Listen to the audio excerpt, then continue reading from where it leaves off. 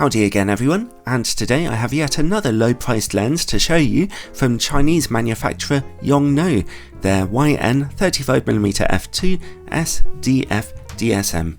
It's an autofocus lens for Sony's mirrorless E-mount cameras, full frame or APS-C. These Yongnuo lenses have actually been getting quite good recently, although this lens's price of $245 makes it as competitive as Yongnuo usually are with their offerings.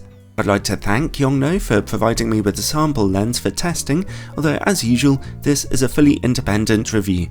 Everyone loves a 35mm lens on a full frame camera, well almost everyone, as they offer a decently wide angle field of view while still giving you just a little emphasis on the subject you're shooting. And an aperture as bright as f2 means you'll be able to shoot in low light conditions and get somewhat out of focus backgrounds in your images, particularly if you shoot closely to your subject.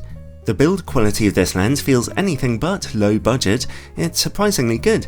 It's metallic and weighing about 260 grams, it feels really very solid. There are some nice little touches, like the writing on the barrel being engraved into the metal. The rear lens mount is made of metal, but not weather sealed. There's a USB connection port for future firmware updates, which had a rubber cover over it. You also get an auto manual focus switch and a focus hold button on the side. The lens's manual focus ring is rubberized, turns smoothly, and works impressively responsively with the focus motor.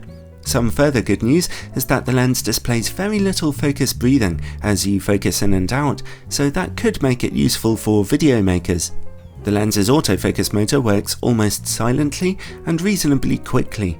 It hunts momentarily before finally locking on, but that's probably more of an issue with the slightly older camera body I'm using for testing here.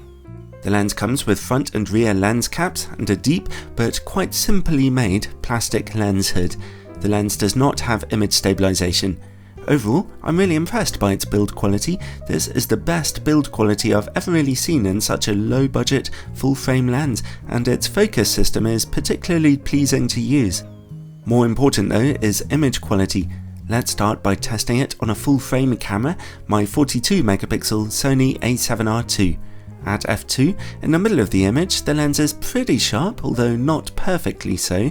The image corners don't look fantastic. We are catching some clear chromatic aberration here, as well as darkness and some softness. Stop down to f2.8 for a little more clarity in those corners, and the middle looks sharper now too. Stop down to f4 for a little more contrast and very good sharpness in the middle, and the corners look slightly better again, although that rather strong colour fringing on contrasting edges is sticking around. The corners remain this sharp down to f11, but stop down to f16 and a little softness emerges from the effects of diffraction. Overall, on a 42MP full frame camera, the lens is slightly struggling, but it's quite usably sharp. It won't be your first choice for corner image quality at bright apertures, but I've certainly seen worse than this before, and owners of 24MP cameras will be a bit more satisfied. Now let's look at how it performs on an APS-C camera, my little 24MP Sony a5100. It's a slightly better performance here. At f2, the lens is very sharp in the middle of its images with good contrast. The corners again are softer with some colour fringing. At f2.8 there's a little improvement, but at f4 those corners look brilliantly sharp, albeit still with a small amount of colour fringing. Again, the lens stays this sharp down to f11, where a little softness is just about beginning to creep in. Overall, it's a pretty competent lens on an APS-C camera, although you have to stop down a little if you want to see very sharp image corners. Okay, let's move on and look at distortion and vignetting on a full frame camera.